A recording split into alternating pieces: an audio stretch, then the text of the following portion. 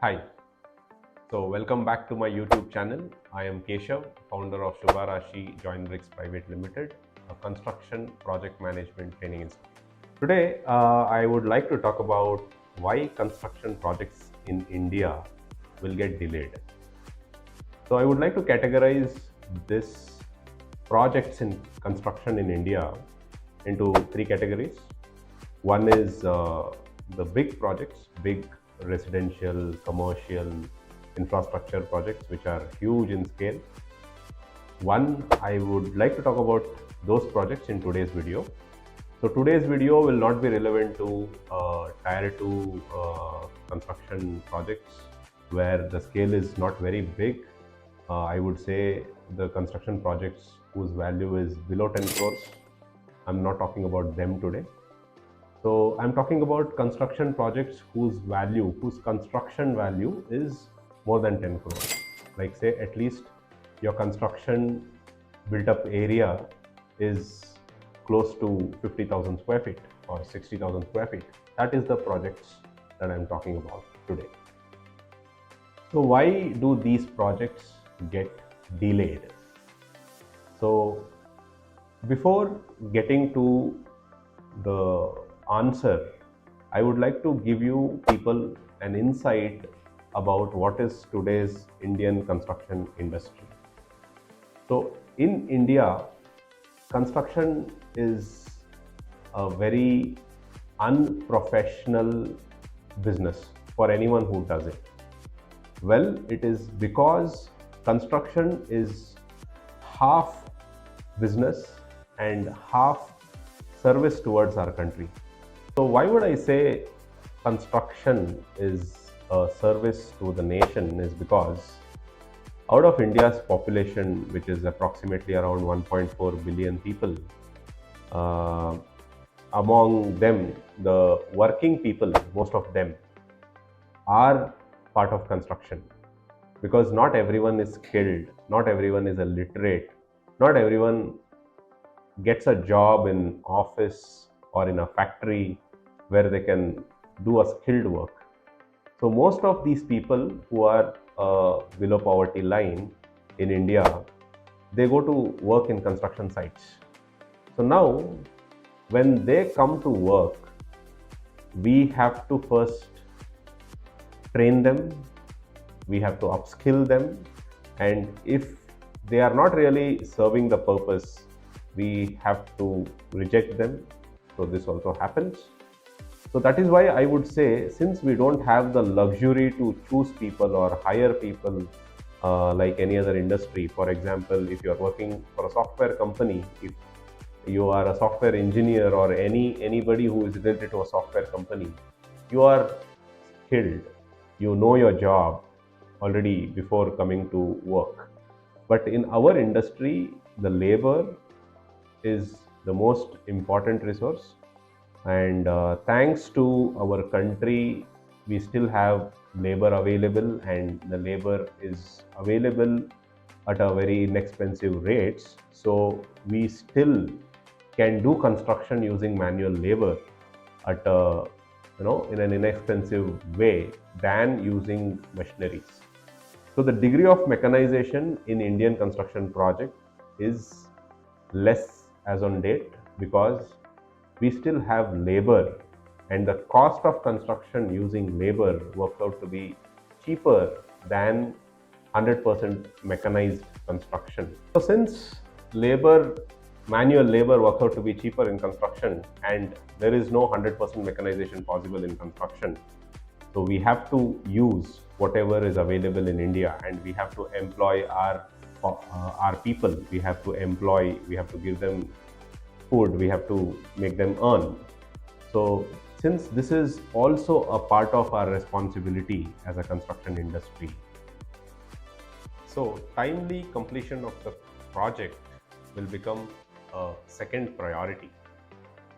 And mainly the construction projects delay because our planning is based on manual workforce, and availability of this manpower who are skilled is less. So more or less, the first reason which is on the top is availability of construction labor, which is in nobody's hands. If you want to poach labor from other sites or from other construction fields, you will have to offer them something better, right? You will have to pay them high wages, give them better rates. So this will directly depend on the budget allowance of your construction project. Most of the times, if it is a project where cost is the priority than time, then you cannot do it. You cannot spend more than the budgeted rate on the labor, so that you will have to stick to your budgeted rates and try to find labor within that rate, which becomes a tough task. It is like no guarantees. So this is the prime reason why construction projects get delayed.